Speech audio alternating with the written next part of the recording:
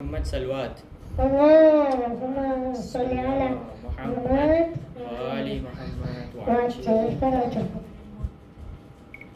أعوذ بالله من الشيطان الرجيم. بسم الله الرحمن الرحيم. إنا أنزلناه في ليلة القدر وما أدراك ما ليلة القدر. ليلة القدر خير من 1000 شهر. تنزل الملائكة والروح فيها بإذن ربهم من كل أمر. سلام هي حتى مطلع الفجر. صدق الله العلي العظيم. اللهم صل على محمد وآل محمد وعجل فرجه.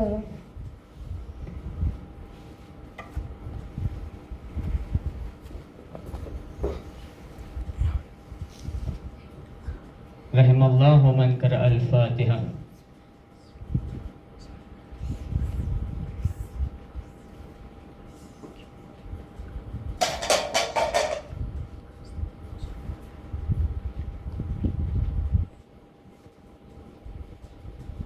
اعوذ باللہ من الشیطان الرجیم. بسم اللہ الرحمن الرحیم. الحمد للہ رب العالمین والصلاة والسلام على أشرف الأنبياء والمرسلين وخاتم النبيين أبي القاسم المصطفى محمد. اللهم صل على محمد وآل محمد وعجل فرجهم وعلى آله الطيبين الطاهرين المعصومين واللعن الدائم على أعدائهم أجمعين من الآن إلى قيام يوم الدين. أما بعد فقد قال الله تبارك وتعالى في قرآنه الحكيم وهو أصدق الصادقين وقوله الحق. أعوذ بالله من الشيطان الرجيم. بسم الله الرحمن الرحيم. يا أيها الذين آمنوا اتقوا الله وَقُونُوا مَعَ الصَّادِقِينَ. ایک صلوات پڑھتے محمد وآل محمد پر. اللہم صلی علی محمد وآل محمد وعجل فرجهم. بسم اللہ الرحمن الرحیم.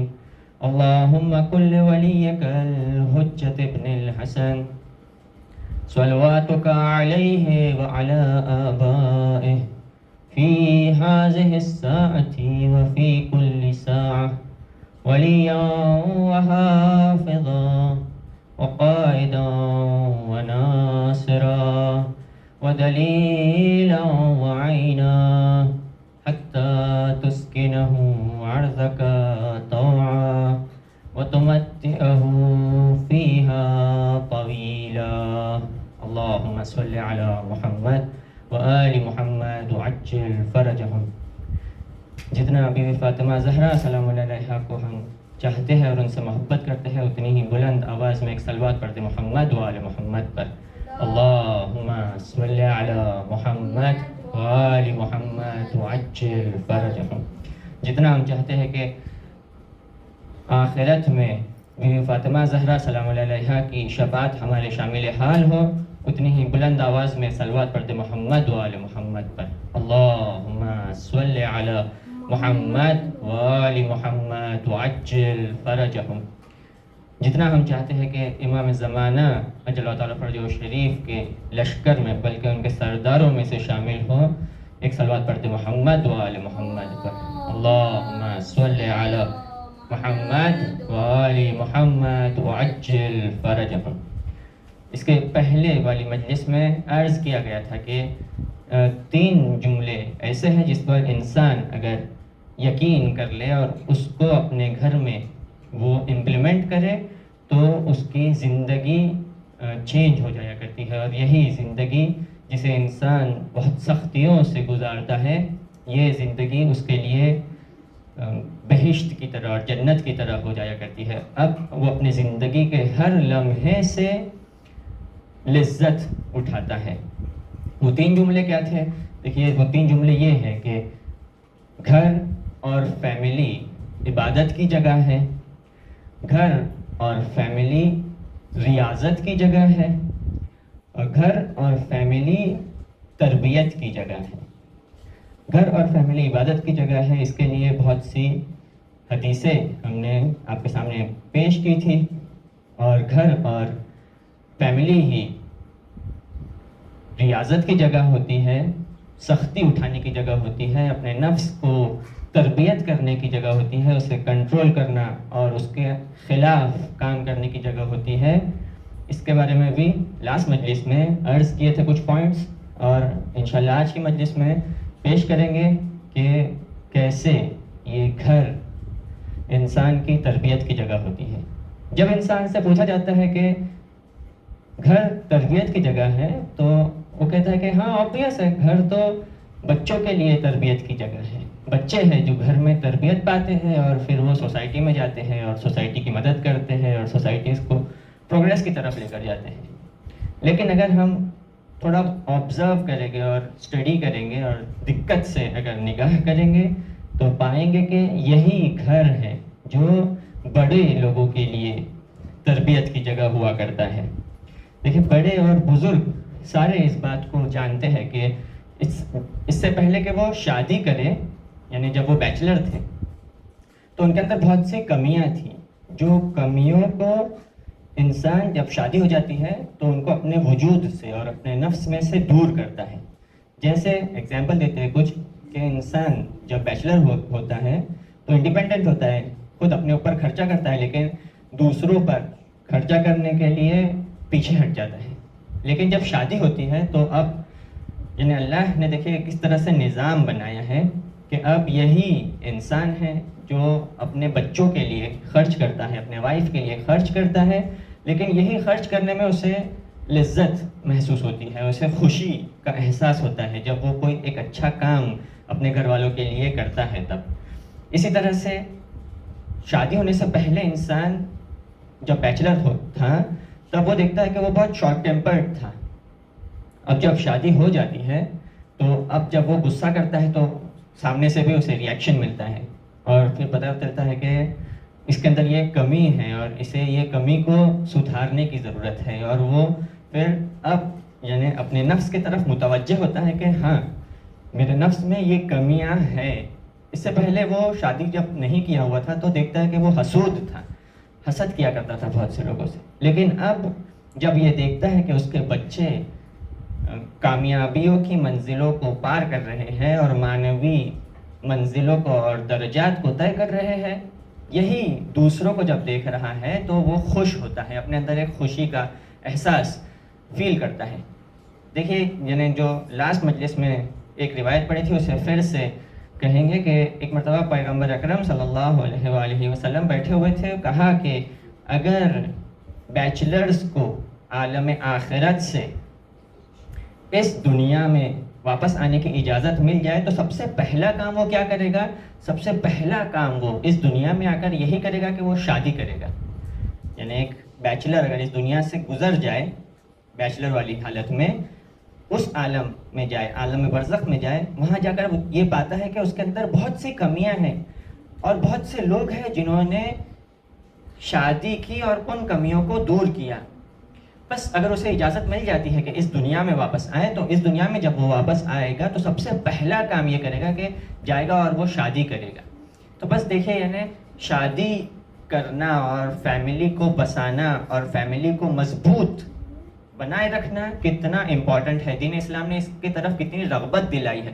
دین اسلام نے جگہ جگہ پر اور الگ الگ حدیثوں میں ہمیں سمجھایا ہے کہ جتنا تم اس فیملی کو مضبوط بنا کر رکھو گے اتنی ہی تم دین کی مدد کر رہے ہو، اتنی ہی تم سوسائٹی کی مدد کر رہے ہو، اتنا ہی خالصانہ ہم امام زمانہ اجل اللہ تعالیٰ فرجہ شریف کی مدد کر رہے ہیں، نصرت کر رہے ہیں، ان کے ناصروں میں سے ہے۔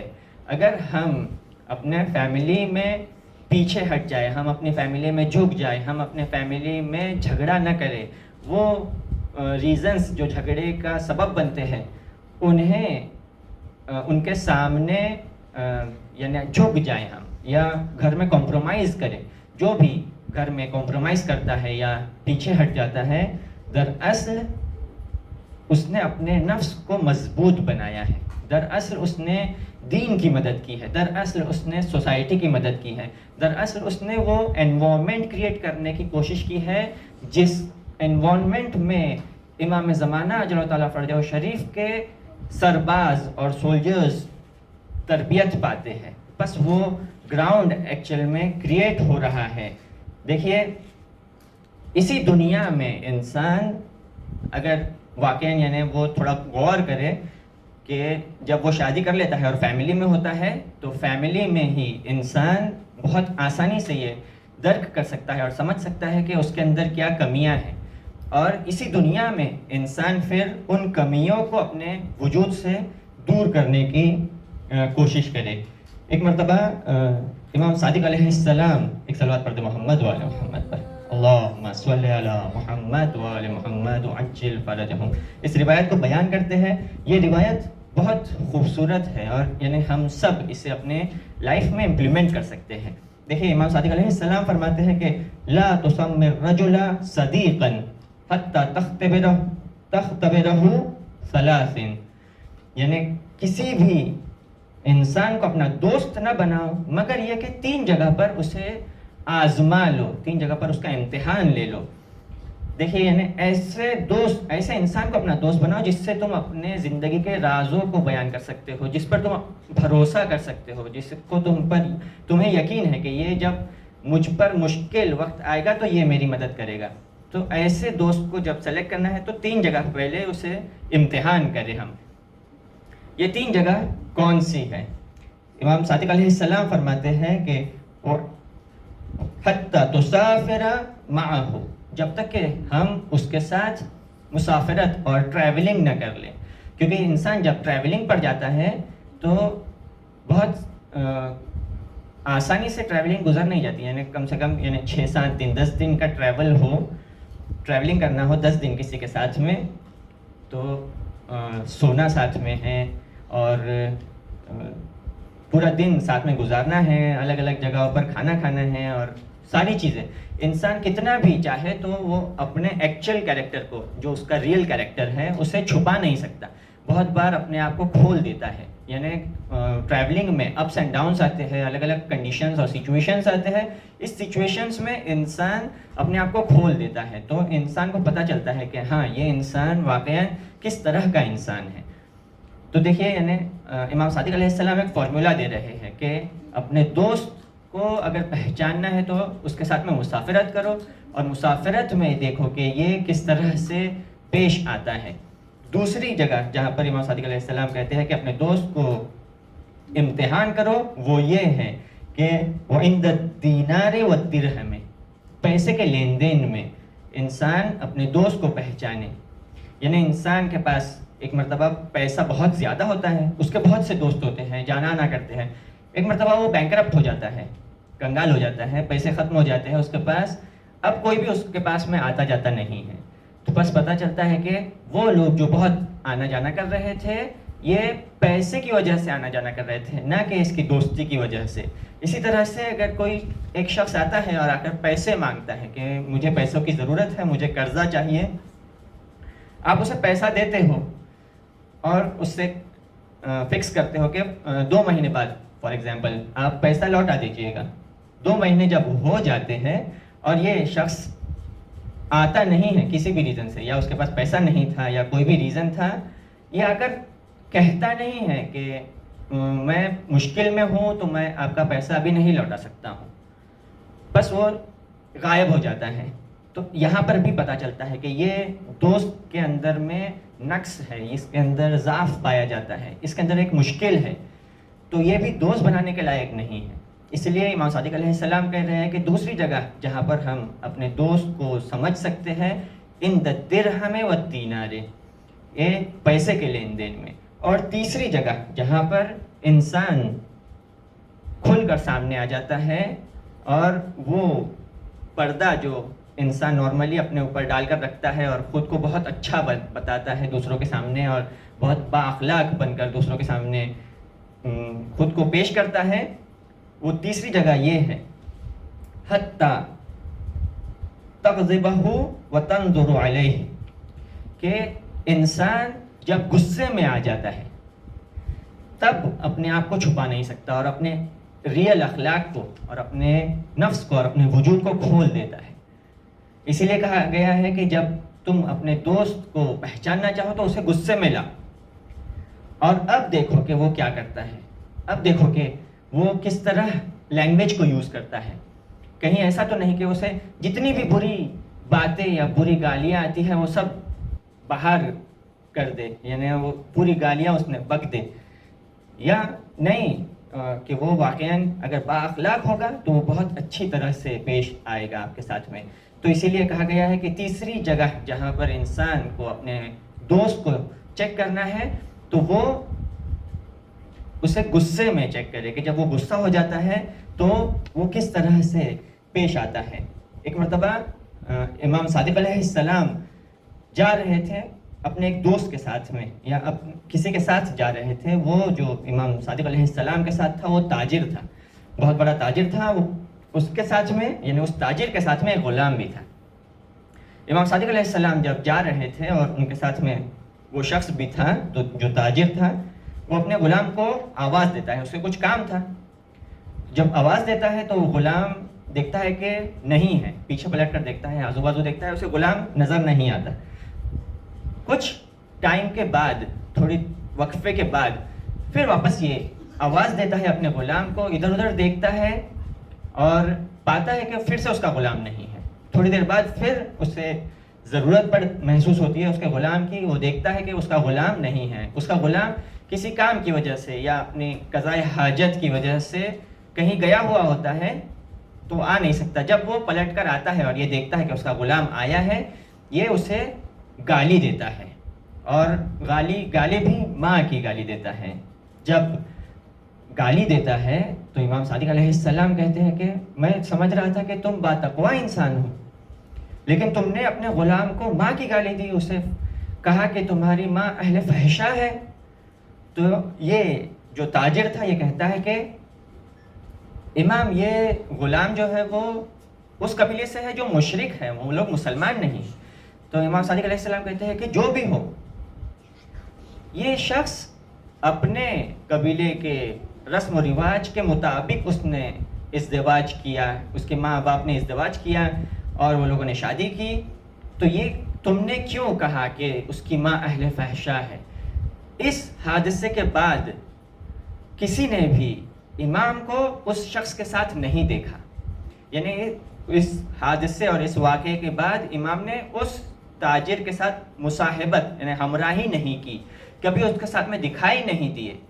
تو دیکھیے یعنی غصہ جب انسان ہوتا ہے تو غصے میں انسان اپنے آپ کو, اپنے وجود کو کھول دیتا ہے. اسے یعنی اس کے وجود میں اصل میں جو چیز ہوتی ہے وہ سب باہر آ جاتی ہے. اسی لیے کہا گیا کہ تیسری جگہ جہاں پر انسان کو اپنے وجود کو یا اپنے دوست کو چیک کرنا ہے وہ ہے غصے میں. یعنی اپنے دوست کو اور اپنے فرینڈ کو غصے میں لاؤ اور دیکھو کہ وہ کس طرح سے بیہیو کرتا ہے, کس طرح سے ریئیکٹ کرتا ہے. تو کہا گیا, دیکھیے یعنی اوور آل پھر سے ایک بار جم کریں گے, یہ کہ 3 جگہ ہے جہاں پر انسان اپنے دوست کو چیک کر سکتا ہے. سب سے پہلا ہے کہ جب وہ مسافرت اور ٹریولنگ کرے, دوسرا ہے کہ پیسے کے لین دین میں, اور تیسری جگہ جہاں پر انسان اپنے دوست کو چیک کر سکتا ہے وہ ہے غصے میں. خوب, کیوں ہم نے اس روایت کو یہاں پر بیان کیا؟ یعنی فیملی کی بات چل رہی تھی, اس میں یہ والی حدیث کو ہم نے کیوں بیان کیا؟ اس لیے کہ یہ تینوں چیزیں فیملی میں بہت زیادہ اتفاق ہوتی ہے, یعنی فیملی میں زیادہ پیش آتی ہے. یعنی فیملی میں ہی انسان ٹریولنگ میں اپنے گھر والوں کے ساتھ ٹریولنگ پہ جاتا ہے, فیملی میں ہی انسان کے ساتھ پیسے کے لین دین میں یا پھر اس کا پیسے کم ہو جانا یا یہ ساری مشکلیں آنا, پیسے کی مشکلیں آنا, یہ فیملی میں پیش آتی ہے. اسی طرح سے فیملی میں جب انسان ہوتا ہے تو وہ غصہ بھی ہوتا ہے. تو فیملی میں ہی انسان اپنے نفس کو چیک کرے اور وہ دیکھے کہ تربیت وہ خود کی کر پاتا ہے یا نہیں, کتنی تربیت کر پاتا ہے انسان اپنے نفس کی. اور گھر میں ہی انسان چیک کرے کہ میں جب غصے میں آتا ہوں تو کس طرح سے ریئیکٹ کرتا ہوں، جب میں مشکلوں میں پڑ جاتا ہوں، خاص کر مالی مشکلوں میں، تو میں کس طرح سے ریئیکٹ کرتا ہوں، جب میں ٹریولنگ پر جاتا ہوں تو اپنے فیملی کے ساتھ کس طرح سے ریئیکٹ کرتا ہوں. تو یہ تینوں جگہ پر انسان اپنے نفس کو اور اپنے آپ کو چیک کرے. خوش قسمت ہے وہ لوگ جن کے گھر والے، جن کے وائف، جن کے بچے یعنی اس شخص کو اچھے اخلاق والا جانتے ہو. ایک بہت بڑے عالم دین تھے، وہ کہا کرتے تھے کہ میں اس شخص کے پیچھے نماز جماعت پڑھوں گا جس شخص کے پیچھے ان کے گھر والے نماز جماعت پڑھا کرتے ہیں. پوچھا گیا کہ کیوں اس طرح سے؟ تو کہتے ہیں کہ کیونکہ گھر میں انسان کتنا ہی چاہے خود کو چھپا نہیں سکتا، وہ اپنے خود کے وجود کو ظاہر کر ہی دیتا ہے. تو انسان ایکچوئل میں گھر میں خود کو چیک کرے، خود کو ٹٹولے، خود کو دیکھے کہ وہ کتنے پانی میں ہے یا کتنے ایمان کے درجے پر ہے. گھر میں وہ اپنے چیک کرے، اور جب چیک کرے تو ان کمیوں کو اسی دنیا میں صحیح کر لے اور ان کی اصلاح کر لے. اسی طرح سے جس طرح سے آیت اللہ قاضی طباطبائی اپنے اسٹوڈنٹس سے کہا کرتے تھے کہ اسی دنیا میں ہم اپنے نفس کو پاک کر لیں. کیوں؟ کیونکہ اگر انسان ان کمیوں اور ان خرابیوں اور ان گناہوں کے ساتھ اگر عالم برزخ میں چلا جاتا ہے تو اب عالم برزخ میں ایک ایک کمیوں کو دور ہونے کے لیے 1000 سال لگ جاتے ہیں. دیکھیں، ایک کمی کو دور ہونے میں 1000 سال لگ جاتے ہیں. بس انسان کو چاہیے کہ اپنے نفس کی اصلاح اسی دنیا میں اور اسی عالم دنیا میں خود کے نفس کو اور خود کے وجود کو پاک کرے. اگر وہ واقعاً اپنے نفس کو اور اپنے وجود کو اسی دنیا میں پاک کر لیتا ہے تو اب وہ اپنے گھر میں بہت آرام اور سکون کے ساتھ رہے گا، اور اس کے گھر والے بھی بہت آرام اور سکون کے ساتھ رہیں گے.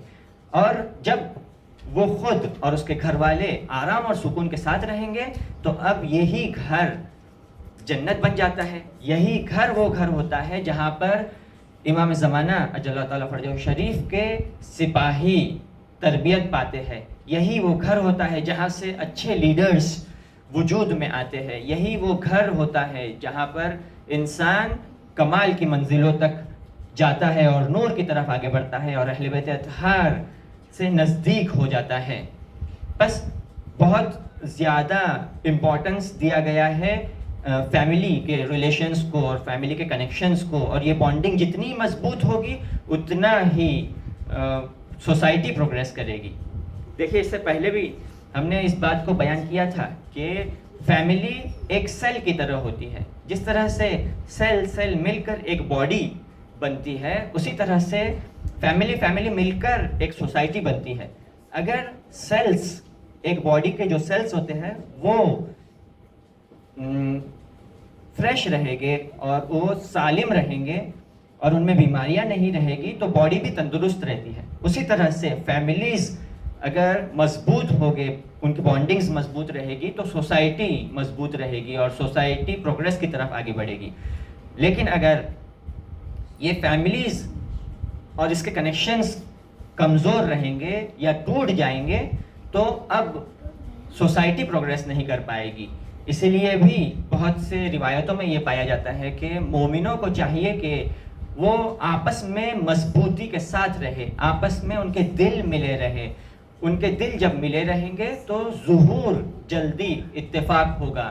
اگر ہم چاہتے ہیں کہ واقعاً ظہور جلدی ہو تو ہمیں فیملی کے کنیکشنز اور بانڈنگز کو مضبوط بنانا ہوگا. ایک صلوات پڑھتے محمد وآل محمد پر. اللہم صلی علی محمد وآل محمد وعجل فرجہم.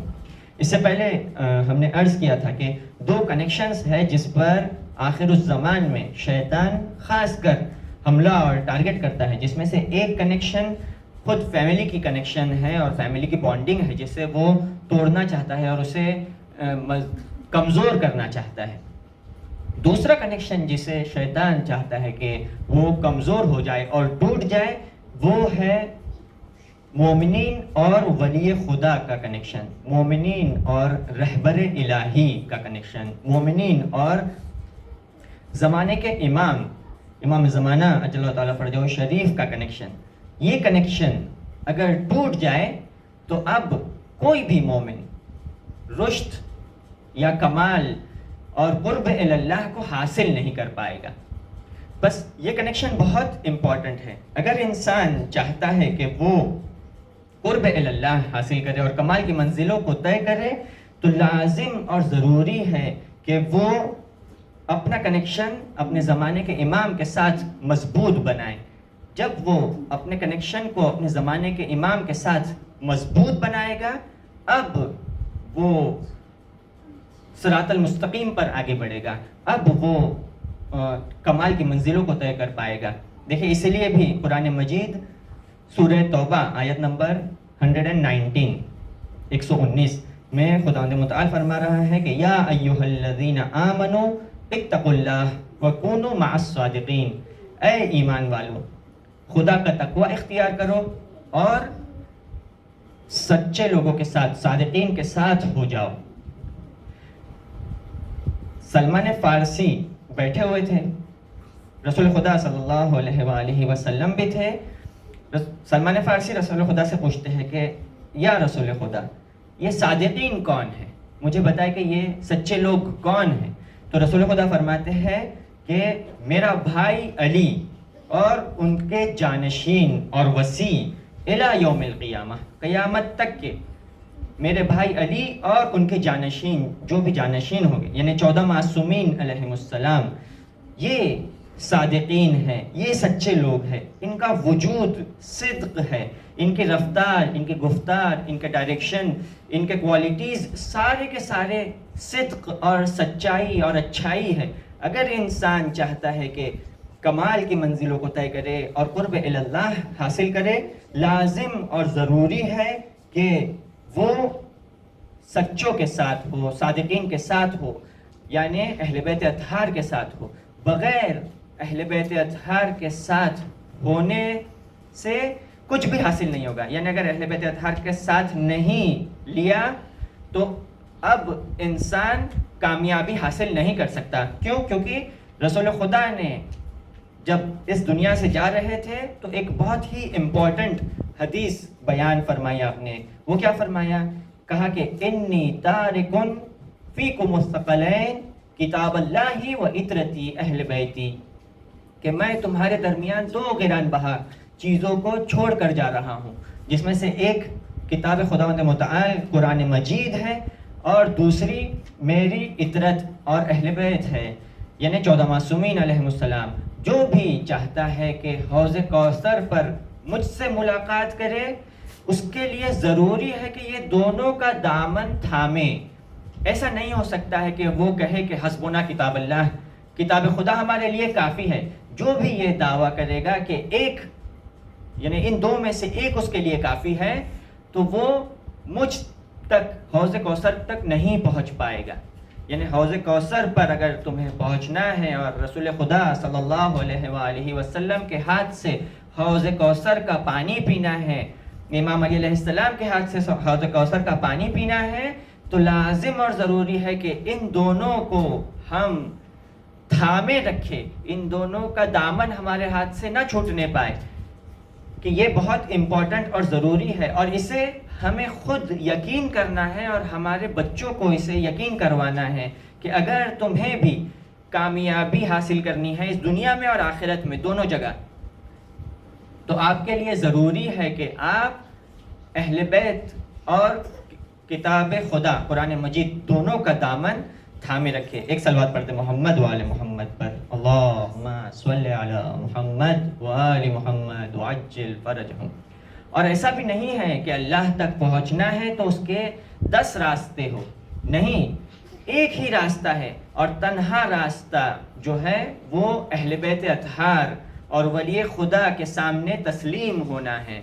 اسی لیے دیکھیں ایک مرتبہ رسول خدا صلی اللہ علیہ وآلہ وسلم بیٹھے ہوئے ہیں اپنے اصحاب کے ساتھ. رسول خدا کے ہاتھ میں ایک لکڑی تھی یا ایک کوئی چیز تھی جس سے رسول خدا زمین پر لائنز ڈرا کرنے لگے. کچھ ٹیڑھی میڑھی لائنس ڈرا کیے رسول خدا نے اور ایک اسٹریٹ لائن ڈرا کی. تو سب اصحاب دیکھ رہے تھے کہ رسول خدا کچھ ڈرا کر رہے ہیں. رسول خدا ہر کام جو کیا کرتے تھے اس کے پیچھے ایک حکمت ہوا کرتی تھی. تو کسی ایک صحابی نے پوچھا کہ رسول خدا یہ آپ نے کیا ڈرا کیا؟ بہت سارے ٹیڑھے لائن ہیں لیکن ایک ہی اسٹریٹ لائن ہے، یہ کیا ہے؟ تو رسول خدا فرماتے ہیں کہ دیکھیے رسول خدا تک پہنچنے کے راستے ادعا یہ ہوگا، یعنی دعویٰ کیا جائے گا کہ بہت سارے ہیں، لیکن اصل میں خدا تک پہنچنے کا راستہ صرف ایک ہی ہے جو اسٹریٹ لائن ہے، صراط المستقیم ایک ہی ہے، اور دوسرے جتنے بھی راستے رہیں گے وہ سب انحرافی ہے اور وَلَضَّالِّينَ گمراہ کر دینے والے ہیں. بس ایک ہی راستہ ہے. تو کسی ایک صحابی نے پوچھا کہ یا رسول خدا یہ صراط المستقیم کیا ہے؟ تو رسول خدا نے فرمایا الصراط ہوا علی بن ابی طالب. ایک صلوات پڑھتے محمد و آل محمد پر. اللہم صلی علی محمد و آل محمد وعجل فرجہم. وجود مقدس علی ابن ابی طالب علیہ السلام صراط المستقیم ہے، اور وہ جو ان کے جانشین ہیں یعنی 12 امام، اور آج کے زمانے میں امام زمانہ اجل اللہ تعالیٰ فرجہ شریف، یہ ہے جو صراط المستقیم ہے. اگر ہم چاہتے ہیں کہ اپنے آپ کو اور اپنے نفس کو بلندیوں کی طرف لے کر جائے اور اس میں رشد پایا جائے اور کمال اس کے اندر پایا جائے، تو ضروری اور لازم یہ ہے کہ ہم اپنے زمانے کے امام کے سامنے تسلیم ہو. تبھی پھر وہ جو صفات ایک انسان کے اندر ہوتے ہیں جیسے شجاعت، سخاوت، عفو، معاف کر دینا، گزشت کرنا، یہ ساری نورانی صفاتیں انسان کے اندر سے پھر ظاہر ہونے لگتی ہیں. دیکھیے کیوں اہل بیت اطہار اور 14 معصومین علیہم السلام یعنی کنیکشن بنائے گئے ہیں، کیونکہ 14 معصومین علیہم السلام نے خداوند متعال کی اس طرح سے عبادت کی جس طرح سے اللہ کی عبادت کرنے کا حق تھا. اسی لیے اللہ نے کہا کہ تمہیں ان کے سامنے تسلیم ہونا پڑے گا. جو بھی جتنا اہل بیت اطہار کے سامنے تسلیم ہوگا، اپنے آپ کو اہل بیت اطہار کے سامنے تسلیم کرے گا، اتنا ان کے اندر وہ صفات جو اللہ کے صفات ہیں وہ ظہور کریں گے. دیکھیے معصومین علیہ السلام کے اندر سارے صفات جو اللہ کے ہیں وہ ظہور کیے، کیونکہ انہوں نے اپنے آپ کو اللہ کے سامنے پوری طرح سے کامل اللہ کے سامنے تسلیم کیا. اب ہم بندوں میں سے جو لوگ جتنا معصومین علیہ السلام کے سامنے تسلیم ہوگے، اتنا ہی اللہ کے وہ صفات ہمارے اندر بھی ظہور کریں گے. ایک قصہ بیان کرنا یہاں پر چاہیں گے، وہ یہ ہے. دیکھیے کہ ایک مرتبہ ایک شخص آیت اللہ قاضی طباطبائی کے ساتھ میں نجف سے نکلتا ہے اور ان کے ساتھ میں بات کرتے ہوئے کوفے کی طرف آگے جا رہا ہے. یہ شخص نے بہت سی کرامتیں آیت اللہ قاضی طباطبائی کی سنی ہوئی ہے، اور اسے پتہ چلتا ہے لوگوں کے ذریعے سے کہ آیت اللہ قاضی طباطبائی اہل کرامت ہے، یعنی بہت سی کرامت کی چیزیں ان سے ظاہر ہوتی ہے، اور آیت اللہ قاضی طباطبائی کے اندر اللہ کی بھی بہت ساری صفاتیں کھل کے دکھائی دیتی ہیں. اب یہ اس کے ذہن میں ہے اور جا رہا ہے نجف سے کوفہ کی طرف، اور کچھ ڈاؤٹس اور کوشچنس جو تھے توحید کو لے کر وہ آیت اللہ قاضی کے سامنے پیش کرتا ہے. آیت اللہ قاضی طباطبائی اسے ان مطالب کو آنسر کرتے ہیں. جب رپلائی کرتے ہیں تو یہ یعنی بہت تعجب کرتا ہے، سرپرائزنگ ہوتا ہے اس کے لیے کہ اتنا بہترین طریقے سے آیت اللہ قاضی طباطبائی اسے ایکسپلین کر رہے ہیں. اب یہ لوگ جب کوفہ پہنچتے ہیں تو نماز ظہر کے لیے کچھ وقت بچا ہوتا ہے. جب کچھ وقت ہوتا ہے تو یہ لوگ یعنی آیت اللہ قاضی کہتے ہیں کہ چلے آئیں ہم لوگ ایک دیوار کا جو شیڈو ہوتا ہے، چھاؤں آتی ہے، وہاں پر بیٹھتے ہیں، کیونکہ آفتاب بہت زیادہ، سورج بہت چمک رہا ہے اور گرمی بہت زیادہ ہے. تو اب یہاں پر وہ چھاؤں میں بیٹھتے ہیں. مسجد کوفہ کی دیوار کی ایک چھاؤں میں وہ لوگ دونوں بیٹھ جاتے ہیں. اب آیت اللہ قاضی طباطبائی سے وہ شخص بات کر رہا ہے، تبھی اچانک دیکھتا ہے کہ ایک بہت بڑا سانپ اور زہریلا سانپ وہاں سے آ رہا ہے اور ان دونوں کی طرف آگے بڑھ رہا ہے۔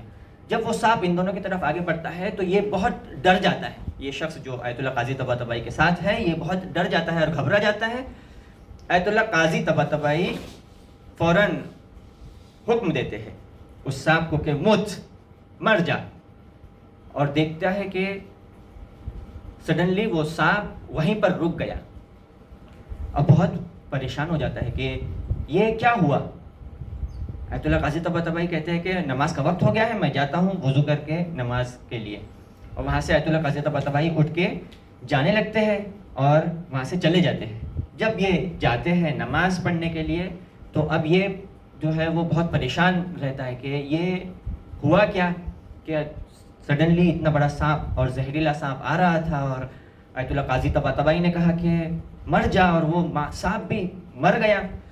واقعاً مر گیا یا جادو کیا آیت اللہ قاضی طباطبائی نے؟ تو ایک لکڑی اٹھاتا ہے اور چیک کرتا ہے سانپ کو ہلا کے، کیونکہ اسے پتہ رہتا ہے کہ اگر سحر اور جادو کیا ہوگا تو اگر صاحب سحر یعنی جس نے جادو کیا اگر وہ چلا جائے تو جادو بھی ختم ہو جانا چاہیے۔ تو دیکھتا ہے کہ لیکن سانپ واقعاً مرا ہوا ہے، تو بڑا تعجب کرتا ہے اور آتا ہے اور وضو کرتا ہے، آ کے نماز میں کھڑا ہوتا ہے، نماز پڑھتا ہے۔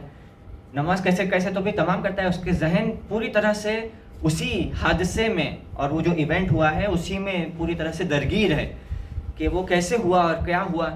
آتا ہے، سب لوگ نماز ختم ہونے کے بعد آیت اللہ قاضی طباطبائی سے مصافحہ لے رہے ہیں، یہ بھی جاتا ہے اور آغا قاضی طباطبائی سے مصافحہ کرتا ہے۔ جب مصافحہ کرتا ہے تو آغا قاضی طباطبائی اس سے کہتے ہیں کہ تم نے امتحان کر لیا کہ وہ جادو نہیں تھا۔ تو یہ اور پریشان ہو جاتا ہے کہ آغا قاضی طباطبائی کو کس طرح پتہ چلا کہ ان کے جانے کے بعد میں نے اس سانپ کو چیک کیا کہ وہ مرا ہے یا زندہ ہے، اور میرے ذہن میں وہ تھا کہ یہ انہوں نے جادو کیا ہے۔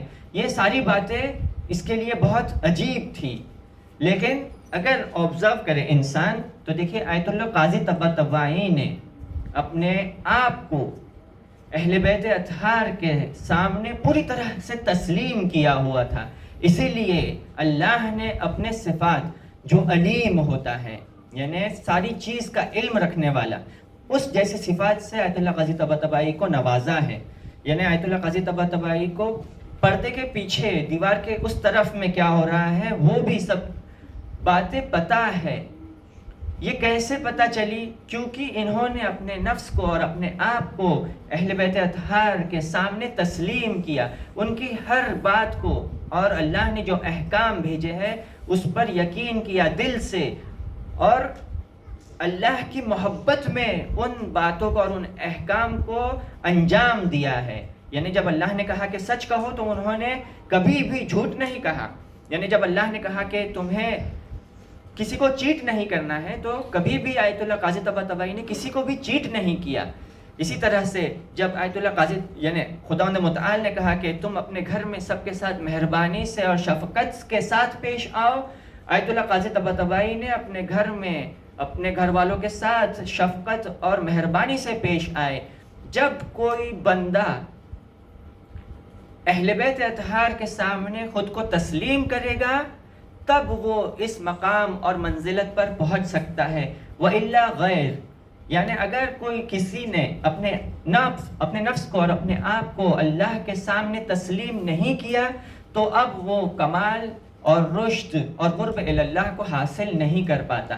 اگر ہم چاہتے ہیں کہ اللہ کے سامنے ہم اگر یہ چاہتے ہیں کہ قرب اللہ حاصل کرے، ہم یہ چاہتے ہیں کہ ہم کمال کے راستوں کو طے کریں، ہم یہ چاہتے ہیں کہ اس ہدف کو پا سکے جس کے لیے ہمیں خلق کیا گیا تھا، تو اس کے لیے ضروری یہ ہے کہ ہم اہل بیت اطہار کے سامنے تسلیم ہو، اور یہ تنہا راستہ ہے اور یہ صرف ایک ہی راستہ ہے، اس کے سوا کوئی اور راستہ نہیں ہے۔ اسی لیے بھی حدیث میں ہمیں ملتا ہے کہ اگر کوئی شخص اتنے سجدے کرے کہ اس سجدوں کی وجہ سے اس کی گردن اس کے باڈی سے الگ ہو جائے، اتنے وہ سجدے انجام دے. اگر کوئی اتنا زیادہ حج اور عمرہ انجام دے کہ صفا مروہ کے درمیان سعی کرتے ہوئے اس کی موت واقع ہو جائے, اور اگر کوئی کوہ احد کے جتنا سونا اللہ کی راہ میں خرچ کرے, لیکن اگر اہل بیت اطہار کی ولایت اور محبت اس کے دل میں نہ ہو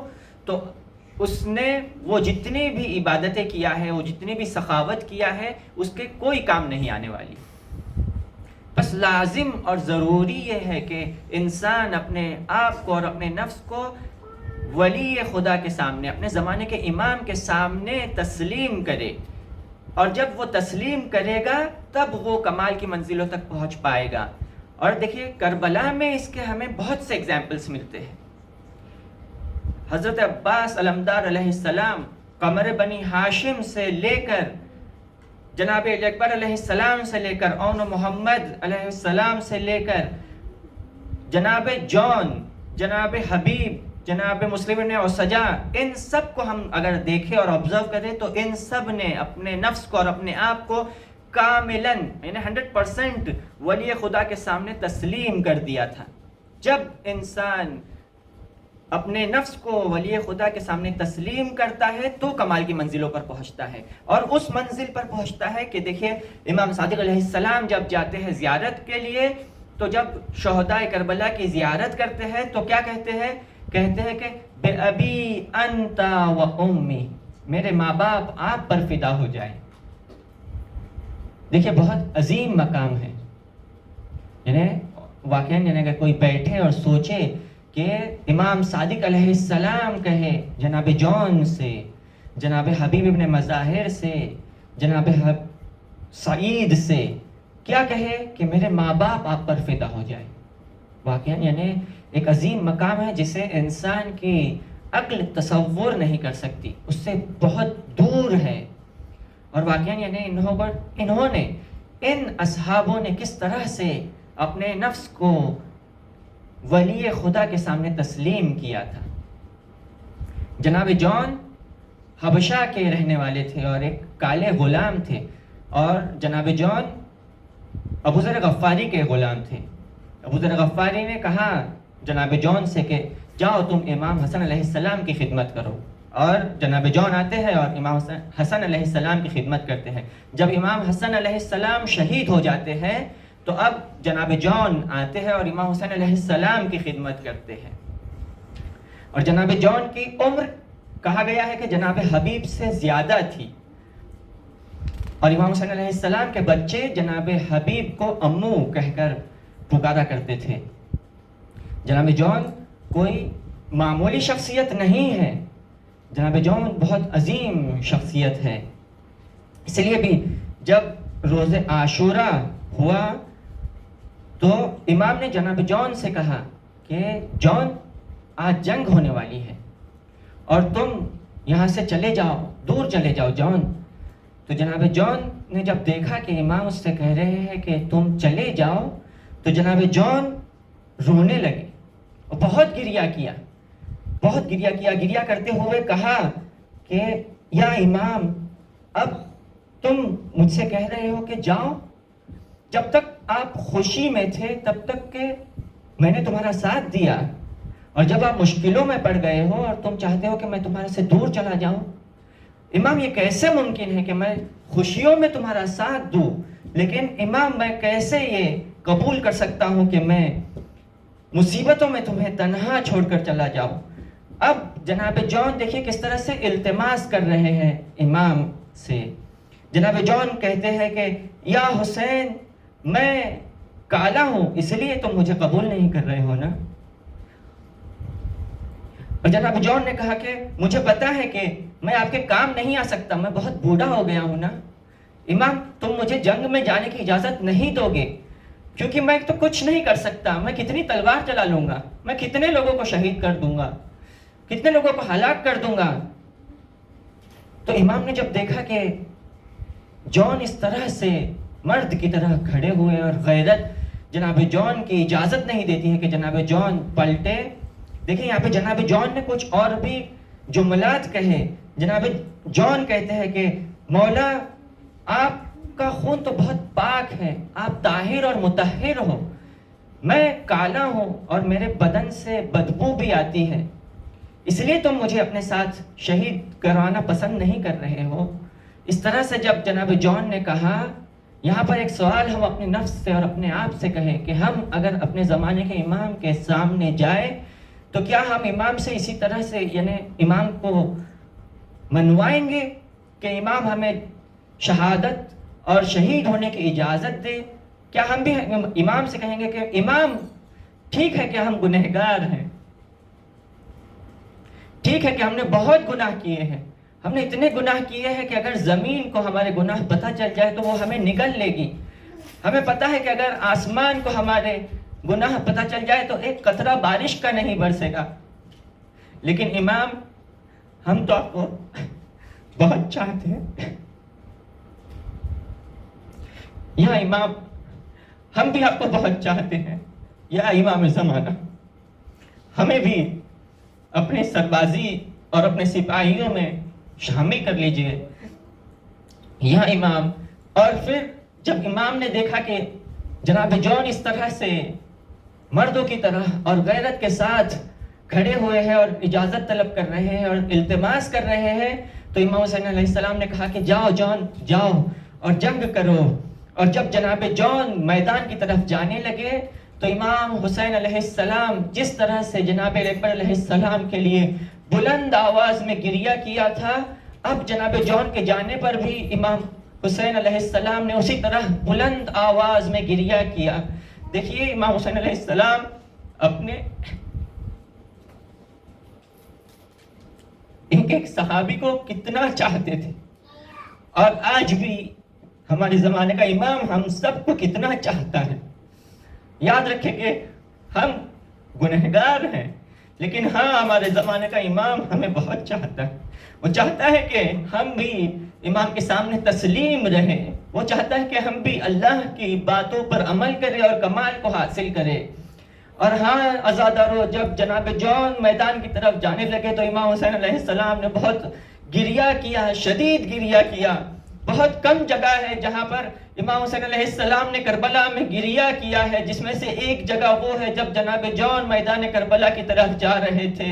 اب امام حسین علیہ السلام نے اپنے ہاتھوں کو بلند کیا اور اللہ کے سے دعا کی کہ پروردگارا جون کے چہرے کو نورانی کر دے اور اس کے بدن سے جو بدبو آ رہی ہے اسے ختم کر کے اسے معطر کر دے۔ ہاں زادارو، جناب جون جاتے ہیں میدان میں اور شدید زخمی ہو جاتے ہیں اور زمین کی طرف آتے ہیں۔ اب جناب جون اپنی آخری سانسیں لے رہے ہیں، تبھی محسوس کرتے ہیں کہ کسی نے اپنے چہرے کو جناب جون کے چہرے پر رکھا۔ جناب جون تھوڑا سا آبزرو کرتے ہیں، پتہ کرتے ہیں کون ہے جس نے اپنے چہرے کو میرے چہرے پر رکھا ہے۔ دیکھتے ہیں جناب حسین علیہ السلام ہے جس نے اپنے چہرے کو جناب جون کے چہرے پر رکھا ہے۔ وَوَضَعَ خَدَّهُ عَلَى خَدِّهِ، یہ وہی کا عمل تھا جو امام حسین علیہ السلام نے جناب علی اکبر علیہ السلام کے ساتھ کیا تھا۔ ہاں آزادارو، جب جناب جون نے دیکھا کہ وہ اتنے خوش قسمت ہے کہ ان کے چہرے پر حسین علیہ السلام نے اپنا چہرہ رکھا تو افتخار کے ساتھ کہا، وَمَن مِثْلِي، کون میری طرح خوش قسمت ہے اس دنیا میں کہ جس کے چہرے پر امام حسین علیہ السلام اپنا چہرہ رکھے۔ اور آزادارو، امام حسین علیہ السلام کی آغوش میں جناب جون کی روح پرواز کر گئی۔ ألا لعنة الله على القوم الظالمين وسيعلم الذين ظلموا أي منقلب ينقلبون اللهم إنا نسألك وندعوك باسمك العظيم الأعظم الأجل الأكرم، سب مل کر کہے 10 مرتبہ، یا اللہ یا اللہ یا اللہ یا اللہ یا اللہ یا اللہ یا اللہ یا اللہ یا اللہ یا اللہ۔ اے پروردگار، واسطہ اہل بیت اطہار علیہ السلام کا، اے پاک پروردگار، واسطہ ہے تمام شہداء کربلا کا، اس دنیا میں جہاں جہاں بھی اہل بیت اطہار کے ماننے والے اور چاہنے والے ہیں ان سب کی جان مال عزت آبرو کی حفاظت فرما۔ اے پاک پروردگار واسطہ اہل بیت اطہار کا جو کچھ بھی ہم نے پڑھا اور سنا ہے اس پہ ہمیں عمل کرنے کی توفیق عطا فرما۔ اے پاک پروردگار واسطہ اہل بیت اطہار کا ہمیں اپنے نفس کو اور اپنے وجود کو اہل بیت اطہار کے سامنے تسلیم کرنے کی توفیق عطا فرما۔ اے پاک پروردگار ہمیں توفیق عطا فرما کہ ہم اس دنیا میں اپنے نفس کی اصلاح کریں، اور جب ہم تجھ سے ملنے آئے اور جو ملاقات کا وقت ہوگا، یعنی ہماری روح اس بدن سے جب پرواز کرے گی اور تجھ سے جا کر ملے گی، تو ہمیں پاک اور طاہر تجھ سے ملانا۔ اے پاک پروردگار واسطہ اہل بیت اطہار کا پرچم اسلام کو سر بلند فرما، پرچم کفر و نفاق کو سرنگون کر دے۔ اے پاک پروردگار واسطہ اہل بیت اطہار کا امام زمانہ اجل و تعالیٰ فرجہ شریف کا واسطہ، اے پاک پروردگار امام زمانہ اجل و تعالیٰ فرجہ شریف کا ظہور جلد از جلد فرما، ان کے ناصروں میں ہمارا شمار فرما۔ وصلی اللہ علی محمد و آلہ الطاہرین۔ ایک مرتبہ سورہ حمد اور 3 مرتبہ سورہ توحید کی تلاوت فرما کر کل مومنین والمومنات کو بخش دیں۔